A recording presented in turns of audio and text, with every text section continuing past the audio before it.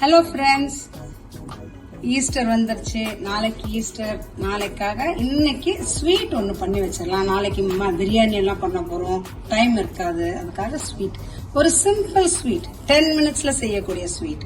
என்னோட friend Phoebe அவங்க வந்து எனக்கு கொடுத்த ரெசிபி. இது ரொம்ப ஈஸி. ஒரு 10 கண்டென்ஸ் மில்க், நம்ம ஊர்ல மில்க் மேட் கிடைக்கும், அதை ஒரு மைக்ரோவேவ் பவுல்ல ஊற்றிக்கணும். டீப் பவுலா இருக்கணும், ஏன்னா இந்த பால் பொங்கி வரும்.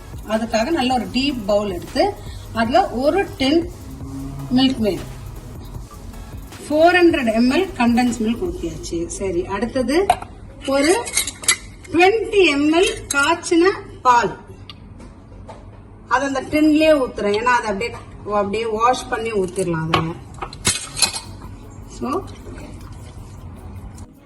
20 ml அந்த பால் எடுத்து இந்த டின்ன கழுவி ஊத்திட்டேன். 2 டேபிள்ஸ்பூன் கர்ட் போடுறோம். 1 2, ஓகே, முடிச்சு. அதுல 1 டேபிள்ஸ்பூன் கீ, ஓகேவா? அது பாருங்க, அதே நான் எல்லாமே ஒரே ஸ்பூன்ல தான் நான் அளக்கிறேன். இதை நல்லா மிக்ஸ் பண்ணிட்டேன். இதை 3 மினிட்ஸ் மைக்ரோவேவ்ல வைக்க போறோம். வாங்க, இதை நம்ம வைக்க போற டைம் 3 மினிட்ஸ். 3 மினிட்ஸ் வச்சிருக்கோம். இப்போ பார்க்கலாம். 3 மினிட்ஸ் பார்க்கலாம். 3 மினிட்ஸ் வச்சு எடுத்தாச்சு. திருப்பி இது ஒரு 2 மினிட்ஸ் வைக்க போறோம். 2 மினிட்ஸ் திருப்பி வச்சிருக்கேன். அப்படியே கொதிச்சு ஒரு நிலைக்கு வந்து இப்ப பார்க்கலாம். அப்படி இருக்கு, பாத்தீங்களா? சூப்பரா இருக்கா? வந்தாச்சு. இப்போ நெக்ஸ்ட் ஸ்டேஜ் என்ன பண்ண போறோம்னா, இதை சும்மா லைட்டா ஒரு மிக்ஸ் பண்ணிட்டு திருப்பி ஒரு டேபிள் ஸ்பூன் நெய் ஊத்த போறோம்.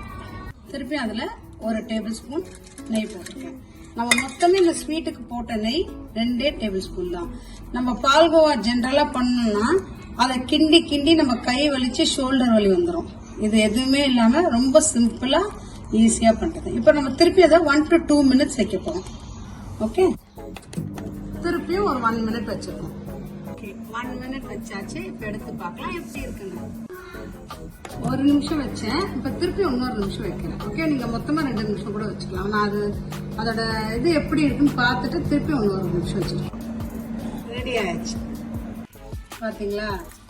திரியா அந்த தயிர் போட்டதுனால அந்த பாலோட இது வந்து இப்படி மாறிடுச்சு, நல்லா வந்துச்சு. இதை ஆற விட்டுட்டோம்னா அழகா எடுத்து சர்வ் பண்ண வேண்டியதுதான். மொத்தமே நம்ம வச்சு யூஸ் பண்ண டைம் வந்து 3 நிமிஷம், 2 நிமிஷம், 2 நிமிஷம். ஓகேவா? ஸோ மொத்தம் 7 மினிட்ஸ்ல ஒரு ஸ்வீட் ரெடி.